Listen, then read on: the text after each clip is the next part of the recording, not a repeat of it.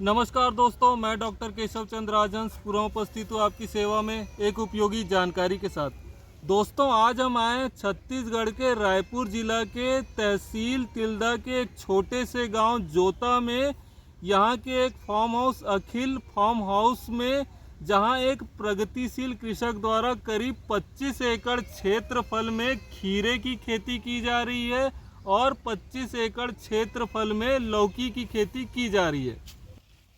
इस किसान के द्वारा कौन सी तकनीक अपनाई जा रही है, ये मैं आप लोग को आज दिखाने चाह रहा हूँ। आप देख सकते हैं कि कृषक द्वारा यहाँ VNR की एक उन्नत किस्म लगाई गई है। आप देख सकते हैं कि ये खीरे की किस्म को मल्च की सहायता से और टपक सिंचाई पद्धति की सहायता से लगाई गई है और साथ ही साथ इसमें स्टेकिंग यानी कि सहारा देने की व्यवस्था कृषक द्वारा की गई है। तो ये जो आप झिल्ली देख रहे हैं, जो जिसमें इस पौधे को लगाया गया है, इसे मल्च शीट कहा जाता है। ये आप जो देख रहे हैं, ये सिल्वर पॉलीथीन मल्च है। ये करीब 25 माइक्रोन की सिल्वर पॉलीथीन मल्च है। इसकी खासियत ये है कि ये मल्च जो होती है, मल्च की जो झिल्ली होती है, एक साइड से काली होती है, देख सकते हैं आप, अंदर आपको काली पॉलीथीन मल्च दिखाई देगी और बाहर की तरफ ये सिल्वर कलर की चमकदार होती है। ये मल्चिंग करने से सबसे प्रमुख जो फ़ायदा कृषक को होता है कि खेत में जो खरपतवार निकलते हैं वो कम संख्या में निकलते हैं, यानी कि किसान की जो निदाई गुड़ाई में लागत आती है, निंदानाशक यानी कि वीडीसाइड डालने में जो लागत आती है, वो कृषक को अतिरिक्त व्यय करने की आवश्यकता नहीं होती है।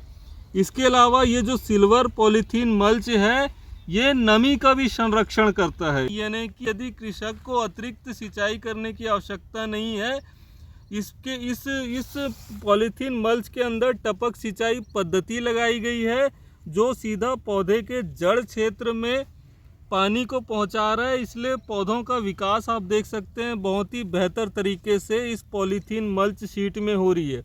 इसके अलावा ये सिल्वर पॉलीथीन मल्च की खासियत ये है कि ये बाहर की तरह चमकदार होती है, इसलिए कोई भी पत्तों का रस चूसने वाला कीट का प्रकोप होने से भी ये मल्च शीट रोकता है, क्योंकि दिन के समय यदि कोई कीट पतंग इस पौधों को नुकसान पहुंचाना चाहे तो ये चमकदार झिल्ली होने के कारण कीट पतंग का प्रकोप नहीं होता है।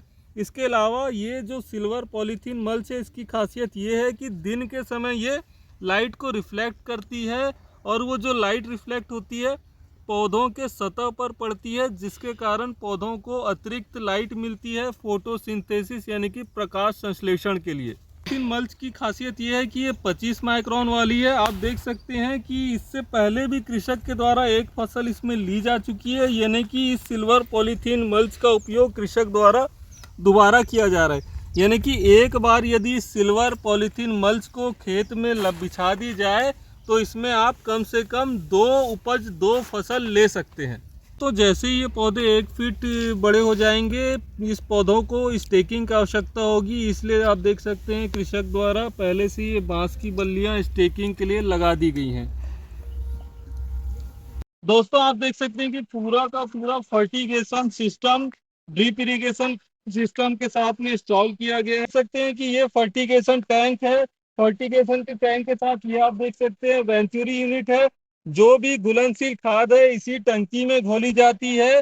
फिर ये टंकी से वेंचुरी से होते हुए जो घुलनशील खाद है, ये सब मिल पाइप के थ्रू खेतों में लेटरल के माध्यम से पौधों को मिल जाती है। घुलनशील खाद में कृषक के द्वारा 19-19-19, 12-32-16, 0-52-34, 00-50 जैसे घुलनशील खाद का उपयोग फर्टिगेशन में किया जा रहा है। कृषक के द्वारा करीब 25 एकड़ क्षेत्रफल में लौकी की उन्नत VNR किस्म लगाई गई है। आप देख सकते हैं कि लौकी की किस्म को पलवार यानी कि मल्चिंग में लगाई गई है। इस पलवार के अंदर टपक सिंचाई पद्धति बिछाई गई है और साथ ही साथ लौकी की फसल में स्टेकिंग की व्यवस्था भी की गई है। स्टेकिंग के लिए आप देख सकते हैं कि बांस की बल्लियां करीब 1 मीटर की दूरी पे दी गई है और इसके बाद ये नायलॉन की रस्सी को करीब 1.5 फीट की दूरी पे बांधा गया है और फिर सूतली को जिग जैग इस नायलॉन की रस्सी पे बांध दिया गया है, ताकि ये लौकी के पौधे को सही तरीके से सहारा मिल सके। लौकी की फसल में फर्टिगेशन शेड्यूल बनाकर इसमें घुलनशील खाद टपक सिंचाई पद्धति के माध्यम से दी जा रही है, जिसके कारण आप देख सकते हैं कि लौकी की जो बढ़वार है, लौकी में जो फल लगे हैं ये काफ़ी अच्छी गुणवत्ता वाले लगे हैं और लौकी में काफ़ी अच्छी ग्रोथ भी आ रही है। खेतों में यदि पलवार बिछा दी जाए, पॉलीथीन मल्च शीट बिछा दी जाए, तो जो खेतों में जो मिट्टी में जो नमी रहती है वो संरक्षित रहती है और पौधे के आसपास जो है खरपतवार भी नहीं निकलते हैं। आप देख सकते हैं कि ये खेत कितना साफ सुथरा है, आपको पौधे के आसपास कहीं भी खरपतवार नहीं दिख रहे हैं, जिसके कारण से पौधे की जो बढ़वार होती है बहुत अच्छी होती है। प्रगतिशील कृषक के द्वारा तिल्दा जैसे छोटे से तहसील में सब्जी का उत्पादन करके उसे दिल्ली, बेंगलोर, मुंबई जैसे मेट्रो सिटी में भेजा जा रहा है।